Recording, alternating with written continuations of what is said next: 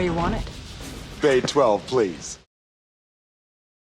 Hello there, Transformers fans, and welcome back to another Bay 12 video review. And today we are reviewing the new Shattered Glass Grimlock. This figure looks incredible. And honestly, I thought we were going to get this one before we got Jetfire. And by before we got Jetfire, I mean in place of Jetfire in the first year that Hasbro was doing their set of Shattered Glass figures in conjunction with the IDW Shattered Glass comic. Now, there have been a decent amount of questions regarding this figure and the comic. Specifically, where's the comic? Hey, did I get gypped? Or did something happen? Usually a comic comes with these. Well, this is the first Shattered Glass packaged figure, because the first ones were Generation Selects, Optimus and Ratchet, that outside of the main Shattered Glass line. This is the first one not to come with a comic book. And that's specifically because there is no publisher right now who has the license for the Transformers comics. But anyway, here is the new Shattered Glass Grimlock. And yes, Shattered Glass Grimlock's color scheme is based on Trypticon's color scheme. Now, Trypticon and Grimlock aren't necessarily rivals. There isn't really one set of rules as to how Shattered Glass characters got recolored in the Shattered Glass universe. It isn't strictly, well, they're mirror opposite rival character, they just switch color schemes.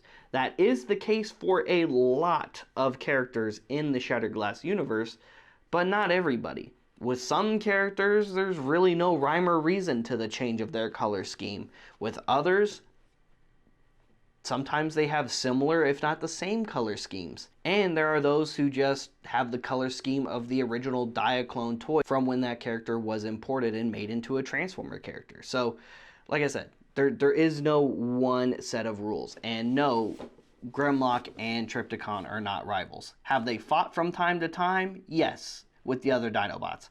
But that doesn't necessarily mean they're rivals. Anyway, that's pretty much it for the packaging. And here he is out of the box, and I gotta say, this is my #1 favorite Grimlock figure produced by Hasbro. And I do mean that as I said it. Produced by Hasbro. There is one, I don't get into third party a lot, but there is one other Grimlock figure that I like more than this one. And that is the Planet X Vulcan, aka Fall of Cybertron Grimlock. That is my #1 favorite Grimlock figure, even though it's not an official licensed figure. But when it comes to licensed Hasbro figures, oh yeah, this is my favorite by a mile. This guy looks so cool. I mean, for those of you who don't know, my favorite Transformer of all time is Trypticon. And just having Grimlock mirrored in that color scheme looks so very cool. I love the dark grays, the purples. It suits Grimlock really well. It really turned out to be a very good looking figure. Now, again, this is just a repaint of the Studio Series 86 Grimlock figure that we got a few years back. So for comparison, here they are side by side. So you have the Positive Universe Grimlock and the Shattered Glass Universe Grimlock. And they come with the same accessories minus the wheelie figure. Shattered Glass Grimlock just comes with another version of his blaster, but with orange barrels instead of just solid black plastic. He is just as articulated as the other figure and still fully articulated. Head is on a ball joint. Fully articulated shoulders, and they do have ratchets. Not on this part, but right there. Upper bicep, single jointed elbows this way, and then a single jointed elbow joint this way, but that's for his Dyno mode. Wrist joints are on a swivel. The Dyno toes do articulate as well. The wings articulate, they go up and down. Waist, hips, also on a ratchet going forward and back.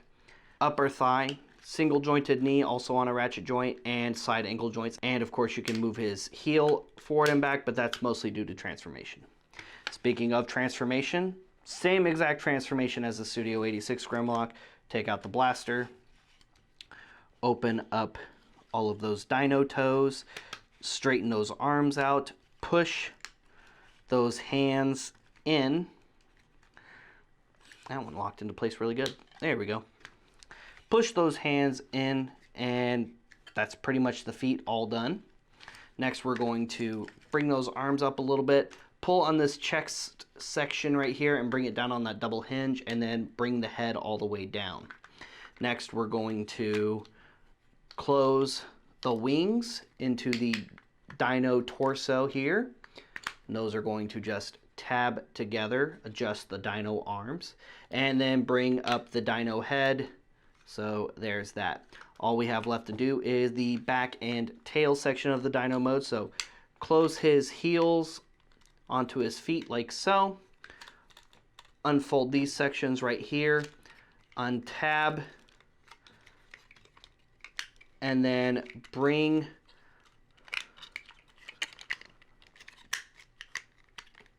those legs together in the center.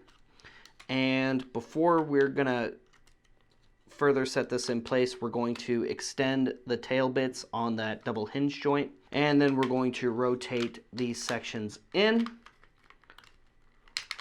There we go. Tab all of that together. Make sure that is nice and flush on his back, and untab his knee joints that were that reverse elbow joint from earlier. And there you have Grimlock in his Dyno mode. And yeah, I love this. I love this color scheme. This looks so cool. I love the pearlescent neck. I think going pearlescent for the neck section was a really cool and unique choice. Same with the teeth. I like how all the teeth are painted on this version. You do still have the little peg on the inside, so you can peg some blush or flame effects inside his mouth. Head is on a swivel joint, up and down action at the top of the neck. Shoulders are on a ball joint, single jointed elbows. Hips, same as the shoulder joint articulation as before. You still have that now upper thigh joint, and you have that single jointed ratcheting knee. And of course you can still pose the toes in his Dyno mode. And that's pretty much for articulation. And then just like on the other one, you can store his blaster. You got these two little rectangular pegs right there. Those plug in right here on his back, on the bottom of what was his heels. So just get that pegged in.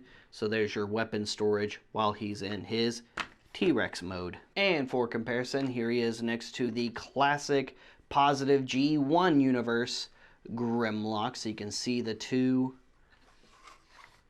side by side. See how they differ in their color scheme. And another really cool thing about the Shattered Glass Dinobots as a whole is, just like in the positive G1 universe, in the Shattered Glass universe, they all share that similar Triptychon-inspired color scheme as well. And personally, I kind of hope Hasbro does do the rest of the Dinobots in Shattered Glass form as well.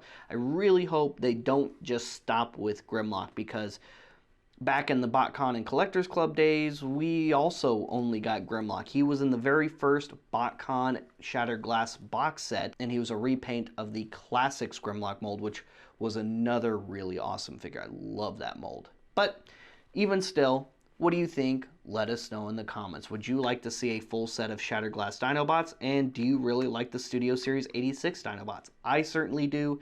It is definitely my favorite set of G1 Dinobots, personally. Guys, thank you so much for tuning in. Stay tuned for more Transformer reviews. Stay tuned for more. Like and subscribe. Follow us on social media. And if you're looking for some cool Transformers figures, come by our shop inside Order 66 Multiverse in the shops at Willow Bend Mall in Plano, Texas. We'll see you guys later. We'll see you another time. Transform and roll out.